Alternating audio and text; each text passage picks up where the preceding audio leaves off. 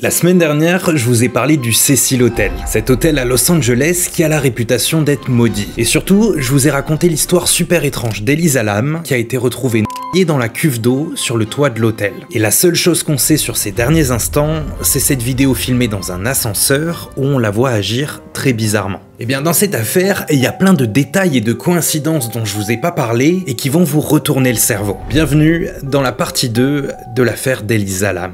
Vous le savez, à partir du moment où la police de Los Angeles a publié cette vidéo, les gens sur internet ont perdu la boule. Tout le monde était passionné par cette affaire et voulait eux aussi mener l'enquête depuis chez eux. Et un des trucs qui a fait que les gens étaient totalement passionnés par cette affaire, c'est que l'histoire d'Elisa Lam, qu'elle comporte des énormes similarités avec un film d'horreur qui est sorti en 2005, soit 8 ans plus tôt. Bon alors, d'après Allociné, ce film il est pas dingue, moi j'en sais rien, je l'ai pas vu, mais dites-vous qu'il y a tellement de similarités entre ce film d'horreur sorti en 2005 et l'affaire d'Elisa Lam en 2013, que même Marie-Claire, un site lambda, a fait un article dessus. Donc ce film, c'est l'histoire d'une mère et d'une fille qui s'appellent Dahlia et Cecilia. Alors Dahlia, déjà, comme le Dahlia noir, et Cecilia, comme le Cecil Hotel. Dans ce film, Dahlia et Cecilia, elles emménagent dans un nouvel appartement qui est franchement pas en très bon état et où il se produit régulièrement des fuites d'eau noire. Exactement comme les gens qui restaient au Cecil Hotel au moment du décès d'Elisa. Ensuite, je vais vous spoiler la fin du film, mais à la fin,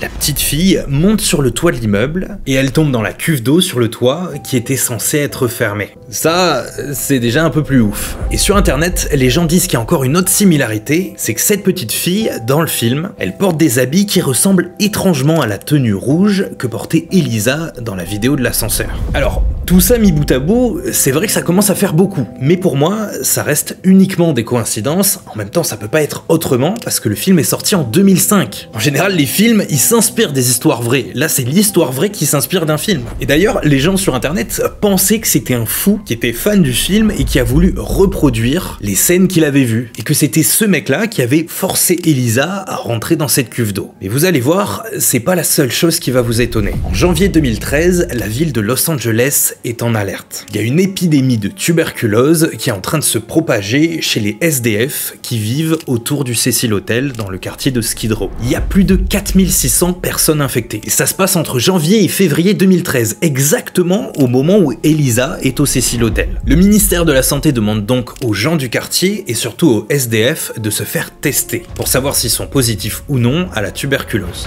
Et pour se faire tester, on doit utiliser un test qui s'appelle Lam Elisa. Et je vous rappelle que ça se passe exactement au même moment où Elisa Lam est au même endroit. Et en découvrant ça, les gens sur internet ils pètent totalement un câble. Et je les comprends, c'est une dinguerie, c'est le même nom à l'envers de la personne qui est au même endroit. Et du coup, il y a des gens qui partent dans des théories de plus en plus folles et qui sont persuadés qu'Elisa Lam, c'était une agente du gouvernement qui a été éliminée parce qu'elle en savait trop sur certaines maladies et que le gouvernement voulait propager une épidémie de tuberculose pour réduire le nombre de SDF dans la ville de Los Angeles. Bon, c'est totalement tiré par les cheveux, c'est une dinguerie. Et puis déjà, ça n'a pas vraiment de sens. Pourquoi ils auraient donné le même nom à un test de dépistage qu'à la personne qu'ils ont tuée en cachette? C'est un peu gros, mais il y a aussi un autre truc qui explique tout simplement tout. C'est que moi j'ai fait mes petites recherches et Lam Elisa, ça a une vraie signification scientifique. Lam, L-A-M, c'est l'abréviation de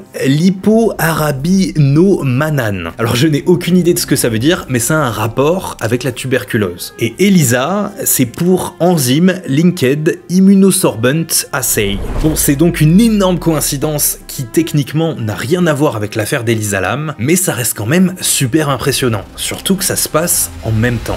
Parlant de coïncidences, il y en a encore d'autres. Avant que le cadavre d'Elisa soit découvert, les gens fouillent tout internet pour comprendre où est passée Elisa. Et ils vont tomber sur des vidéos super étranges sur YouTube. Lui, c'est un musicien qui s'appelle Morbid. Alors, son nom est peut-être bizarre, mais lui il s'en fout parce que c'est un chanteur de death metal. Donc Morbid c'est un musicien, il poste pas mal de vidéos sur YouTube pour faire sa promo, il poste aussi des clips, et il poste aussi cette vidéo là. cette vidéo, elle a été filmée au Cecil Hotel. Il se filme dans sa chambre, il montre un peu les environs et il dit qu'il est au Cecil Hotel. Jusqu'ici, rien d'anormal parce que ça reste un hôtel, tout le monde avait le droit d'y aller à l'époque. Sauf qu'en fouillant un peu plus sa chaîne YouTube, les gens ont remarqué que Morbid avait posté un clip à peu près au même moment que la disparition d'Elisa. Et dans ce clip, on voit le caméraman courir après une femme pour la tuer. Et la chanson parle de meurtre. Donc les gens commencent à se dire, c'est un peu bizarre, ce mec était au Cecil Hotel, il parle de tuer des femmes, et là, il tombe sur une autre vidéo de Morbid qui se filme avec derrière lui une image d'Elizabeth Short, le dahlia noir, qui est décédée et dont les gens disent qu'elle fréquentait le Cecil Hotel la veille de sa mort. Et dans un autre morceau, Morbid, il parle d'une femme qui meurt.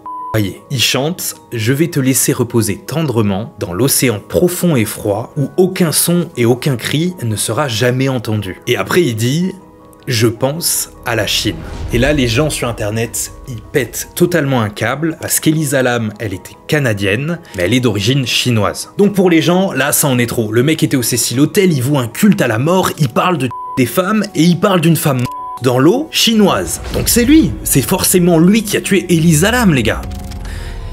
Mais non, il y a un gros souci. C'est que quand on cherche bien, cette vidéo de Morbid au Cecil Hotel, il l'a postée en 2012, un an avant l'arrivée d'Elisa Lam. Et cet hôtel, il y est pas resté longtemps. Il raconte qu'il était un peu fasciné par l'histoire glauque du Cecil Hotel, un peu comme tout le monde, et que c'est pour ça qu'il a fait cette vidéo. Et pour ses clips un peu bizarres et ses paroles de chansons, c'est juste une coïncidence. Parce que Morbid, en janvier et février 2013, au moment où Elisa Lam est décédée, il était au Mexique. Et il peut le prouver parce qu'il a enregistré son nouvel album et il a des contrats de studio qui prouvent qu'il était là à ces dates-là. Et Morbid, il l'affirme haut et fort, son personnage, c'est de la fiction. Il est fasciné par la mort, tout ça, il en fait des musiques, mais c'est pas du tout un assassin, et il le crie haut et fort. Donc Morbid n'est pas responsable de la mort d'Elisa Lam. Tout ça, ça finit par tomber à l'eau, mais c'est complètement fou, c'est quoi toutes ces coïncidences avec la réelle d'histoire? Et c'est pas fini les gars. Il y a un truc dont je vous ai pas parlé dans la première partie, c'est qu'Elisa Lam, avant de disparaître, on sait qu'elle a fait un truc. Elle s'est rendue dans une librairie à Los Angeles qui s'appelle The Last Bookstore. Bon, attention, ce que je vais dire là, c'est un peu tiré par les cheveux, mais encore une fois, c'est une coïncidence un peu étrange.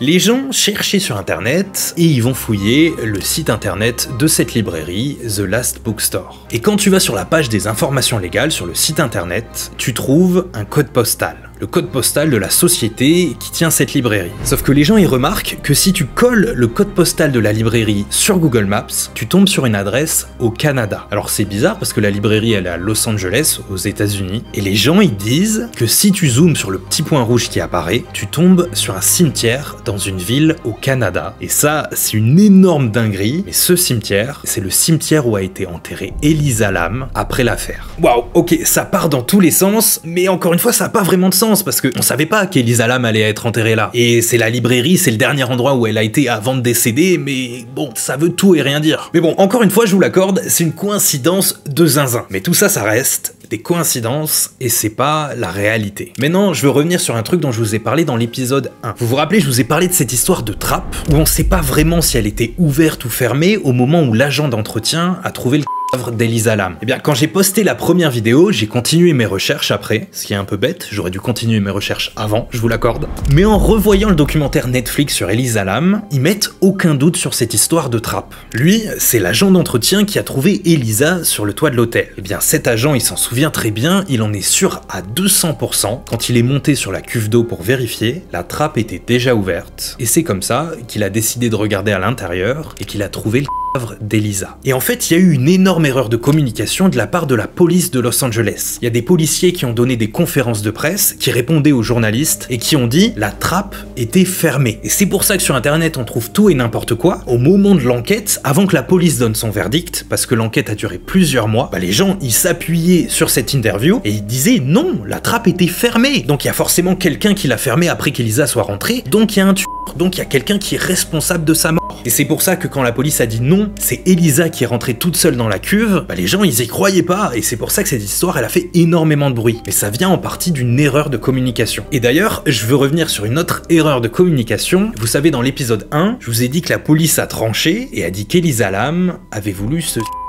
Eh bien dans le documentaire Netflix, ils disent pas du tout ça, alors que j'ai trouvé cette info partout sur internet. Dans le documentaire, ils disent que la mort d'Elisa Lam était un accident. J'en ai parlé, Elisa Lam elle était bipolaire. Eh bien pour eux, tout ce qui se passe dans la scène de l'ascenseur, ça prouve qu'Elisa Lam elle était pas du tout dans un état normal et qu'elle avait l'air d'avoir des visions, des hallucinations et qu'elle était persuadée d'être poursuivie par quelqu'un qui n'existait pas, qui était dans sa tête. Et ça a été confirmé par les gens de sa famille. Ils disent que ça lui arrivait quand elle avait des crises à cause de la bipolarité. Parfois, elle était persuadée d'être poursuivie par quelqu'un et elle voulait se cacher. Du coup, la police de Los Angeles a tranché et pour eux, Elisa, elle était persuadée d'être suivie par quelque chose d'invisible. Elle est montée sur le toit du Cecil Hotel et quand elle a vu les cuves d'eau, elle s'est dit que c'était une bonne idée de se cacher à l'intérieur. Elle est donc rentrée dans la cuve d'eau, sauf qu'elle a jamais réussi à s'en sortir et c'est comme ça qu'elle est morte.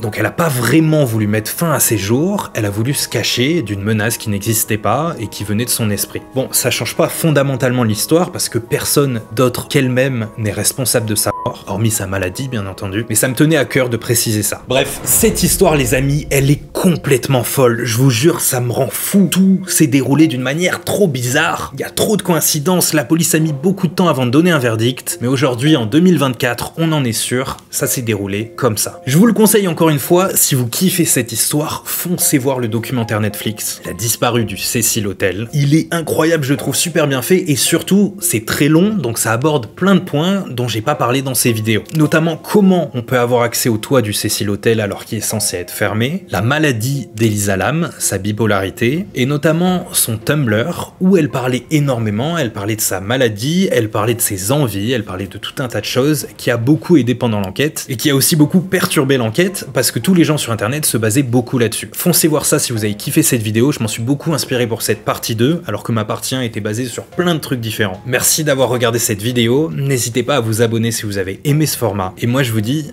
à très vite sur la chaîne.